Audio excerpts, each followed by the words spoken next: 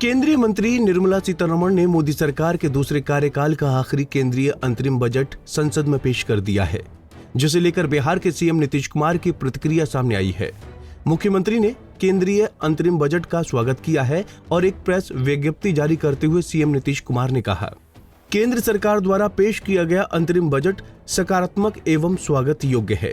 Budget में उच्च शिक्षा के लिए लोन की राशि बढ़ाई गई है, जिससे युवाओं को उच्च शिक्षा प्राप्त करने में सहूलियत होगी। 3 नए रेलवे इकोनॉमिक कॉरिडोर की शुरुआत होने से देश का आर्थिक विकास होगा और तीव्र गति से होगा।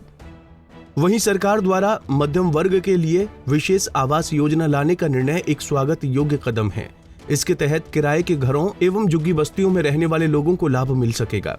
साथ ही उद्योगों के विकास के लिए स्टार्टअप के टैक्स स्लैब में 1 साल की छूट से औद्योगिक विकास के कार्यों को गति मिलेगी और युवाओं के लिए रोजगार के अवसर बढ़ेंगे। मनरेगा के बजट में वृद्धि से ग्रामीण क्षेत्रों में भी रोजगार के अवसर बढ़ेंगे। प्रधानमंत्री किसान सम्मान निधि योजना के तहत दी जाने वाली राशि से किसानों को आर्थिक मदद मिली है। इससे ग्रामीण अर्थव्यवस्था मजबूत हुई है। वहीं बजट को लेकर प्रधानमंत्री नरेंद्र मोदी ने कहा, ये बजट देश के भविष्य के निर्माण का बजट है। इस बजट में 2 महत्वपूर्ण निर्णय लिए गए हैं। अनुसंधान और नवाचार पर 1 लाख करोड़ का फंड बनाने की घोषणा की गई है। बजट में स्टार्टअप को मिलने वाले टैक्स छूट के विस्तार का भी ऐलान किया गया है। इसमें राजकोषीय घाटे को नियंत्रण में रखते हुए पूंजीगत व्यय को 11,11,111 करोड़ रुपए की ऐतिहासिक ऊंचाई दी गई है।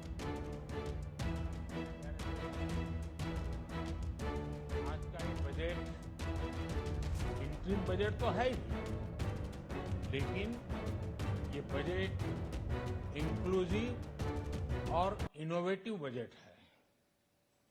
इस बजट में कंटिन्यूटी का कॉन्फिडेंस है। ये बजट विकसित भारत के 4 स्तंभ युवा, गरीब, महिला और किसान सभी को एम्पावर करेगा।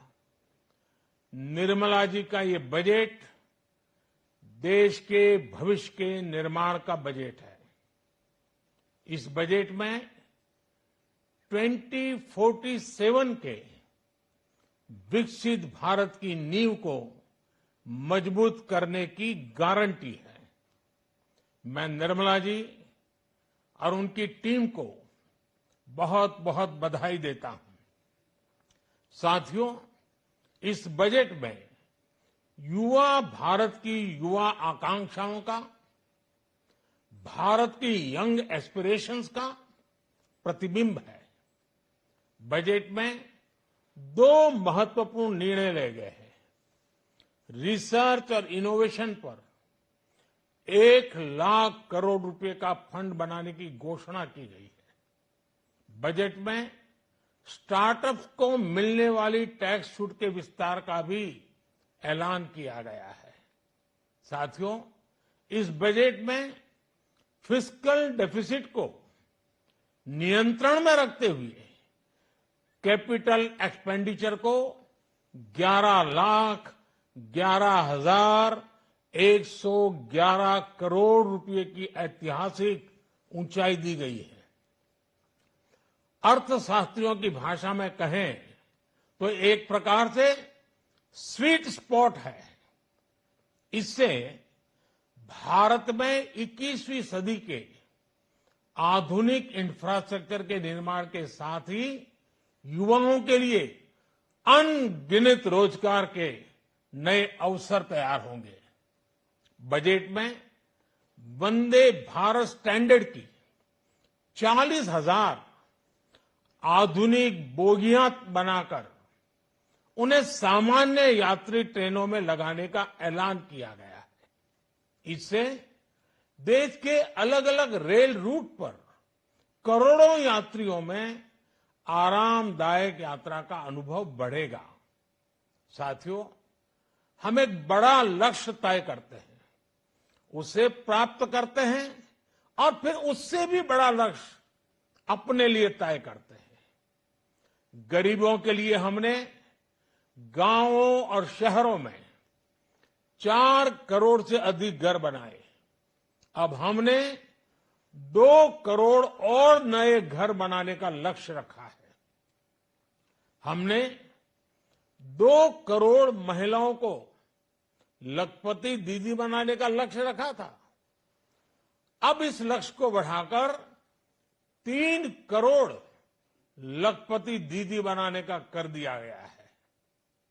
आयुष्मान भारत योजना ने गरीबों की बहुत मदद की है। अब आंगनवाड़ी और आशा वर्कर उन सबको इस योजना का लाभ मिलेगा।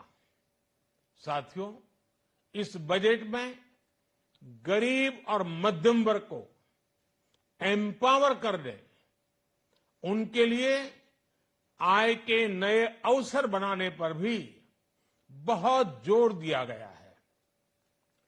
रूफटॉप सोलर अभियान में 1 करोड़ परिवारों को सोलर रूफटॉप के माध्यम से मुफ्त बिजली प्राप्त होगी। इतना ही नहीं, सरकार को अतिरिक्त बिजली बेचकर लोगों को 15 से 20 हजार प्रति वर्ष की आय भी होगी और ये हर परिवार को होगी। साथियों, आज जिस इनकम टैक्स रेविशन स्कीम की इधर वित्त मंत्री निर्मला सीतारमण ने कहा, हमें गरीब, महिला, युवा और अन्नदाता पर ध्यान केंद्रित करने की जरूरत है। उनकी जरूरतें और आकांक्षाएं हमारी सर्वोच्च प्राथमिकता हैं। कृषि क्षेत्र की और वृद्धि के लिए सरकार फसल कटाई के बाद की गतिविधियों में सार्वजनिक और निजी निवेश को और बढ़ावा देगी। घरेलू पर्यटन को बढ़ावा देने के लक्षद्वीप सहित हमारे द्वीपों पर बंदरगाह कनेक्टिविटी, पर्यटन बुनियादी ढांचे और सुविधाओं के लिए परियोजना शुरू की जाएंगी। 2024 और 25 में राजकोषीय घाटा जीडीपी का 5.1% रहने का अनुमान है। Bureau report, Punjab Kesari TV. हमसे जुड़े रहने के लिए हमारे YouTube चैनल को सब्सक्राइब करें और नई वीडियो की नोटिफिकेशन के लिए बेल आइकॉन को दबाएं।